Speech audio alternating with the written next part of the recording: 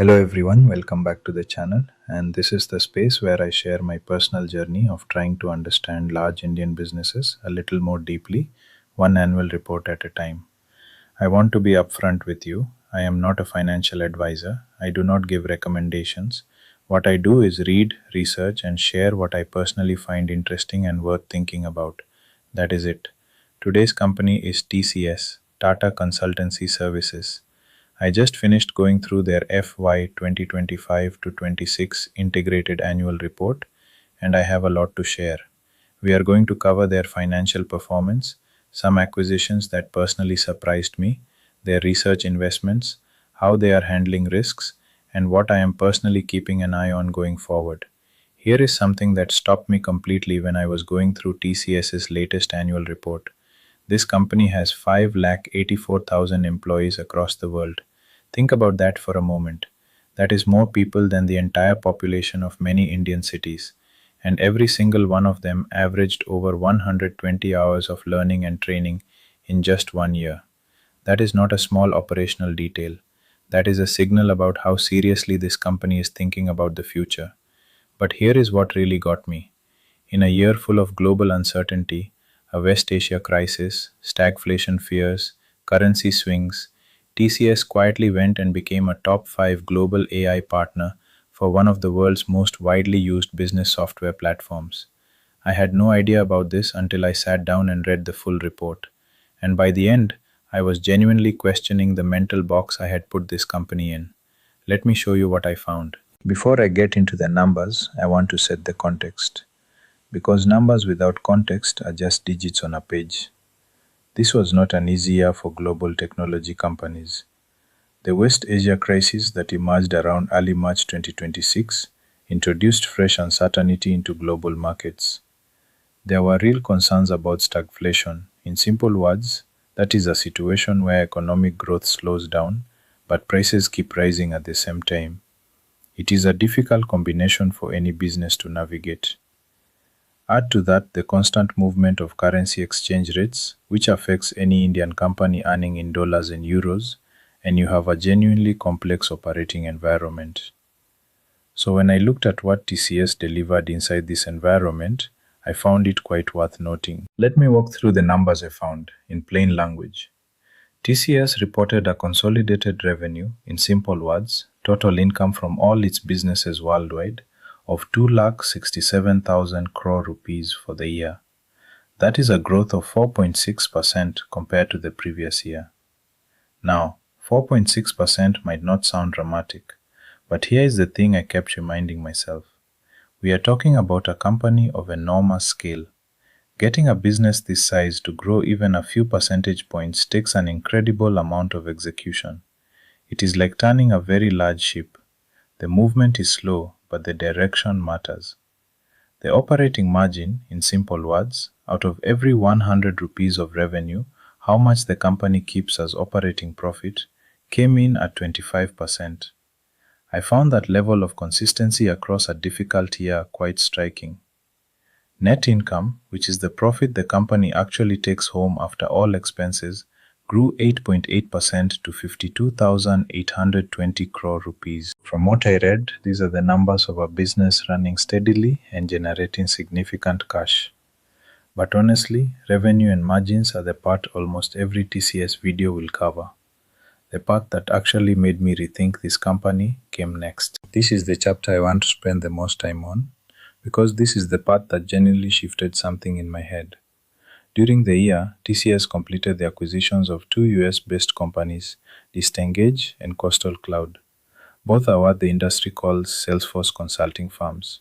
In simple words, Salesforce is one of the most widely used customer management software platforms in the world. Companies use it to run their sales, customer service, and marketing.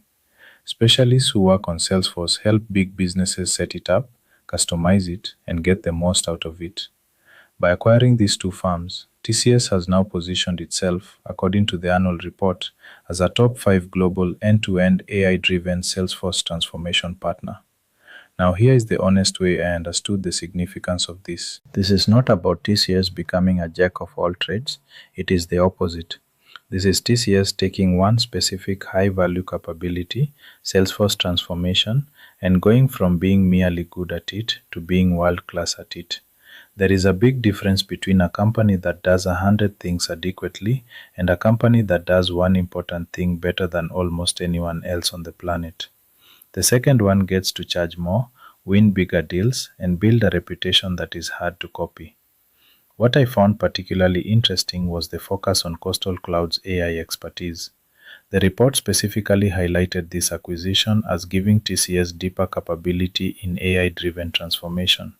So they did not just buy scale, they bought sharpness in exactly the area the whole industry is moving towards. And I want to be honest with you about something. Before reading this report, I had TCS filed away in my mind as a slow, dependable, old, reliable IT services company. Steady, predictable, maybe a little boring. After reading this section, I am no longer sure that is the right mental box for them. A company that is making sharp, targeted acquisitions in AI driven software transformation is not behaving like a company that is standing still. That single realization is what turned this from a routine report reading into something I actually wanted to make a video about. I am personally watching how these acquisitions show up in their deal wins over the coming quarters. The acquisitions did not happen in isolation. There is a research engine sitting underneath them. TCS spent 2,900 crore rupees on research and innovation in this single financial year. Here is why that number matters. Research spending does not show up in this year's profits. It is money spent today for capabilities that will show up in contracts 3, 5, 10 years from now. The fact that TCS is making this investment during a difficult, uncertain global year tells me something specific about how this management thinks. They are not cutting the future to protect the present. To put some structure to it, TCS operates 14 pay spots and studios, which are their dedicated innovation centers where they build solutions alongside clients. They have over 45 research and innovation centers and more than 6,000 people working specifically in research roles. That is a serious, funded long-term commitment, and it directly feeds the kind of AI capability we just talked about earlier. I want to spend a focused moment here because in a services company, this is not a side detail. It is the core asset. TCS has 5,84,000 employees, and the average learning hours per employee was over 120 hours in the year. Think about what that means in practice. In a company of nearly 6 lakh people, someone has designed, funded, and delivered enough training that each person, on average, spent the equivalent of 3 full working weeks just learning and upskilling. The total employee benefits and expenses came to 1,54,000 crore rupees, the single largest cost in the entire business. Which makes complete sense. In this kind of company, the people are the product. There is no factory, no machinery. There is talent. And this is where the company's culture work connects directly to strategy. TCS ran corporate social responsibility programs worth 1,153 crore rupees, supported by over 1,73,000 volunteers who logged more than 94 lakh hours. I am not sharing these to paint a rosy picture.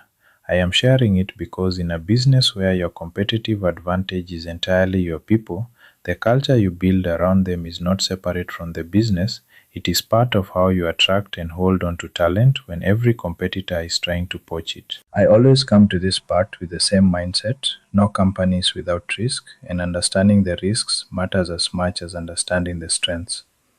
The first is the geopolitical environment.